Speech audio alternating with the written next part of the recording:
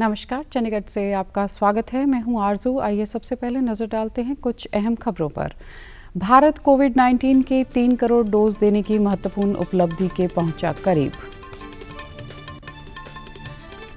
संक्रमण के बढ़ रहे मामलों के मद्देनजर पंजाब में आंगनवाड़ी केंद्रों को अगले आदेशों तक बंद रखने के आदेश।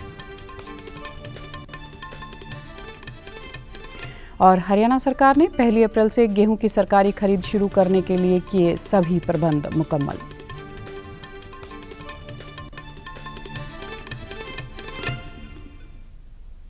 अब समाचार विस्तार से। भारत कोविड-19 की 3 करोड़ डोज देने की महत्वपूर्ण उपलब्धि के करीब पहुंच गया है। कल 15,19,000 लोगों को कोविड का टीका लगाया गया। इन्हें मिलाकर अब तक 2 करोड़ 97 लाख टीके लगाए जा चुके हैं। अल्प अवधि में ये उपलब्धि हासिल करने वाले देशों में भारत एक है। इस वर्ष 16 जनवरी से देश में स्वास्थ्य कर्मियों और 2 फरवरी से अग्रिम पंक्ति के कर्मियों का टीकाकरण अभियान शुरू किया गया था। 1 मार्च से 60 वर्ष से अधिक आयु के लोगों और गंभीर बीमारी से पीड़ित 45 वर्ष से अधिक आयु के लोगों को कोविड से बचाव के टीके लगाए जा रहे हैं। वहीं चंडीगढ़ में बीते कल कुल 43 केंद्रों पर 2558 लोगों का टीकाकरण किया गया। टीकाकरण के समय ये लोग खुश दिखाई दे रहे थे। कुछ भी पता ही नहीं लगा, बहुत इजीली हो गया।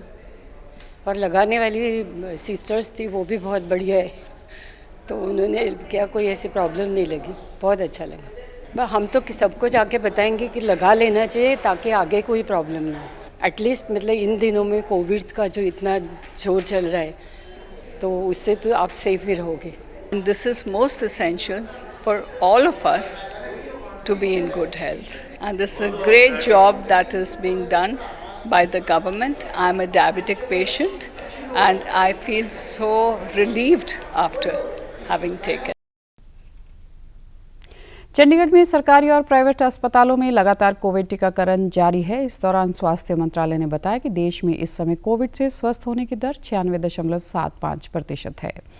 पिछले 24 घंटे में 16,637 मरीज कोविड से स्वस्थ हुए। इन्हें मिलाकर अब तक 1,09,89,000 मरीज स्वस्थ हो चुके हैं।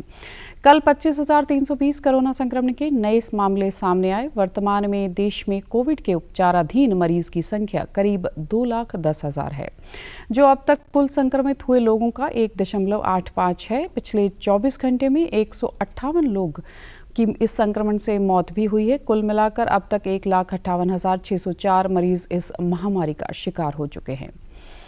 प्रधानमंत्री के आपसी संवाद वाले शैक्षिक कार्यक्रम परीक्षा पे चर्चा के लिए पंजीकरण का आज आखिरी दिन है। परीक्षा पे चर्चा छात्रों के लिए एक तनाव मुक्त वातावरण तैयार करने का कार्यक्रम है, जो प्रधानमंत्री मोदी के नेतृत्व में चलाए जा रहे परीक्षा योद्धा आंदोलन का हिस्सा है।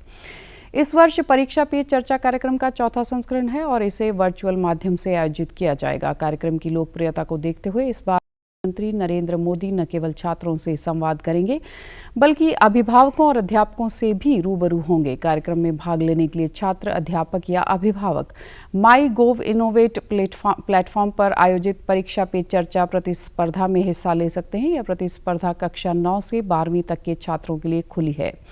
प्रत्येक विजेता को विशेष रूप से तैयार किया गया प्रशस्ति पत्र दिया जाएगा। विजेताओं में से छात्रों के एक छोटे समूह को प्रधानमंत्री से सीधे बातचीत करने और उनसे प्रश्न पूछने का मौका मिलेगा। प्रत्येक विजेता को प्रधानमंत्री के साथ लिए गए उसके फोटोग्राफ पर भी प्रधानमंत्री मोदी के हस्ताक्षर वाला एक प्रतीक चिन्ह डिजिटल रूप से दिया जाएगा। प्रधानमंत्री नरेंद्र मोदी इस महीने की 28 तारीख को आकाशवाणी पर मन की बात कार्यक्रम में देश और विदेश के लोगों के साथ अपने विचार साझा करेंगे। यह मासिक रेडियो कार्यक्रम का 75वां एपिसोड होगा। प्रधानमंत्री मोदी ने एक ट्वीट में कहा कि मन की बात कार्यक्रम देश भर से लोगों के विचारों, रोचक विषयों, प्रेरक जीवन यात्राओं को उजागर करने का अवसर देता है। प्रधानमंत्री ने लोगों से कार्यक्रम के आगामी संस्करण के लिए अपने विचार करने का भी आग्रह किया। लोग नमो ऐप या माई-गोव ओपन मंच में अपने विचार साझा कर सकते हैं। वे टोल फ्री नंबर 1800-117800 पर भी डायल कर सकते हैं और प्रधानमंत्री का संदेश हिंदी में रिकॉर्ड कर सकते हैं और 1922 पर मिस्ड कॉल भी दे सकते हैं और सीधे प्रधानमंत्री को अपने सुझाव देने के लिए प्राप्त लिंक के माध्यम से SMS भी कर सकते हैं। पंजाब के सामाजिक सुरक्षा, महिला व बाल विकास मंत्री अरुणा चौधरी ने कोविड के मामलों में फिर से उछाल के मद्देनजर आंगनवाड़ी केंद्रों को अगले आदेशों तक बंद रखने का आदेश दिए हैं। अरुणा चौधरी ने कहा कि यह फैसला बच्चों की सुरक्षा को मुख्य रूप से आगे रखते हुए किया गया। उन्होंने कहा कि बच्चों और अन्य लाभार्थियों को राशन और अन्य सामग्री आंगनवाड़ी वर्करों और हेल्परों के द्वारा घर घर पहुंचाई जाएगी, जिससे लाभार्थियों को पौष्टिक आहार मिलता रहे।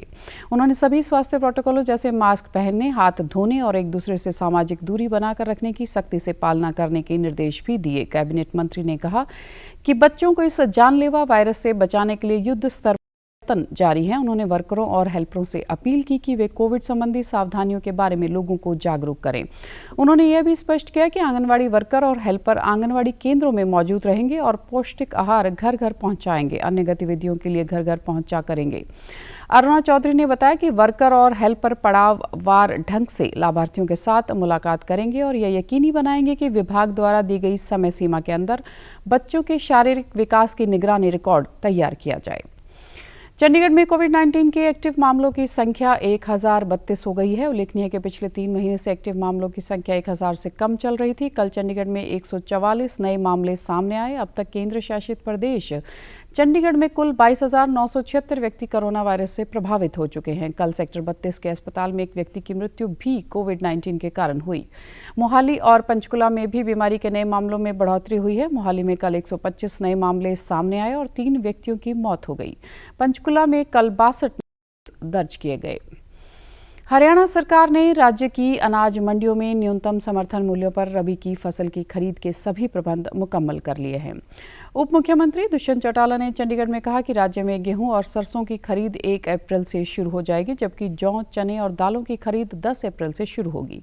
उप मुख्यमंत्री ने चंडीगढ़ में अधिकारियों के साथ एक बैठक की खरीद के संबंधी सभी प्रबंधों का जायजा लेने के बाद कहा कि जो कोई ट्रांसपोर्टर फसल की खरीद के बाद 48 घंटे में अनाज नहीं उठाएगा, उसे जुर्माना किया जाएगा।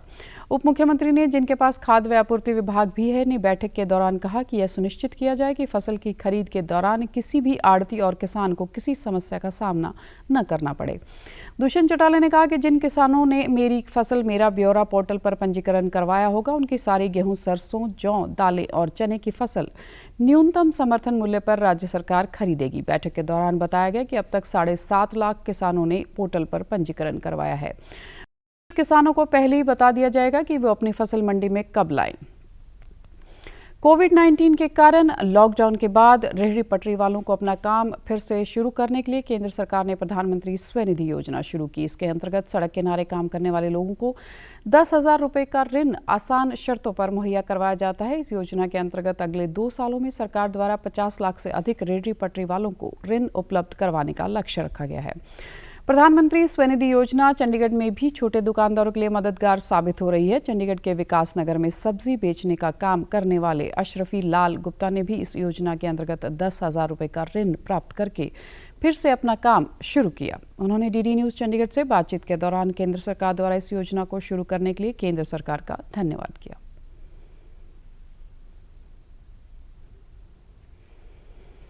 हम सब्जी काम करते हैं विकास नगर में। सुबह सुबह फेरी, शाम को लगाते हैं और गवर्नमेंट इसके सहारा है। हमारा लोग 10,000 रुपये दे रखे लोन, तो इससे काम चल रहा है। सरकार का बहुत धन्यवाद। स्वनिधि योजना के तहत ऋण का समय पर भुगतान करने वालों को ब्याज में सब्सिडी भी दी जाती है और वे अपना पहला ऋण समय पर चुकाने के बाद अधिक ऋण के पात्र बन जाते हैं। अब खबरें फटाफट। नागर विमानन महानिदेशालय ने निर्देश दिए हैं कि चेतावनी के बावजूद मास्क पहनने से मना करने वाले यात्रियों को विमान से उतार दिया जाएगा। पंचकुला के झुग्गी झोपड़ी वाले क्षेत्रों में कल से होगा कोविड टीकाकरण का जांच अभियान शुरू। कोरोना वायरस का खतरा अभी टला नहीं है, इसलिए सभी से निवेदन है कि बाहर जाने के समय मास्क जरूर पहनें, सामाजिक दूरी बनाए रखें, बार बार अपने हाथ साबुन से धोएं और सैनिटाइजर का इस्तेमाल करें। जिसका कहर संपूर्ण मानव जाति को अपनी आगोश में ले चुका है। टीका या दवाई उपलब्ध होने तक महामारी के खिलाफ मानवता की जंग जारी है। ऐसे में सबसे जरूरी है सावधानी और बचाव। फेस मास्क कोरोना से रोकथाम का सबसे प्रभावी उपाय साबित हुआ है। विश्व स्वास्थ्य संगठन और विशेषज्ञों की शोध का भी यही निष्कर्ष है। कि मास्क से मुंह और नाक को अच्छी तरह ढककर कोरोना संक्रमण को कम किया जा सकता है। कोरोना संक्रमण से बचाव के लिए मास्क पहनने के साथ ही जरूरी है मास्क को सही तरीके से पहनना। बहुत से लोग मास्क से नाक और मुंह को सही तरीके से नहीं ढकते हैं, जिससे संक्रमण का खतरा बना रहता है। बिना मास्क या फेस कवर के घर से बाहर निकलने की अभी कल्पना करना भी सही नहीं है। जुड़िए न्यूज की खास मुहिम मास्क अप इंडिया के साथ। मास्क पहने और अपने मुंह और नाक को अच्छी तरह ढकें। अपने परिवार के सदस्यों और दोस्तों को मास्क पहनने के लिए कहें। Mask up India. Mask up India. DD news के माध्यम से सबको बताना है, कोरोना को हराना है, मास्क जरूर लगाना है। Mask up India. Mask up India. Mask up India.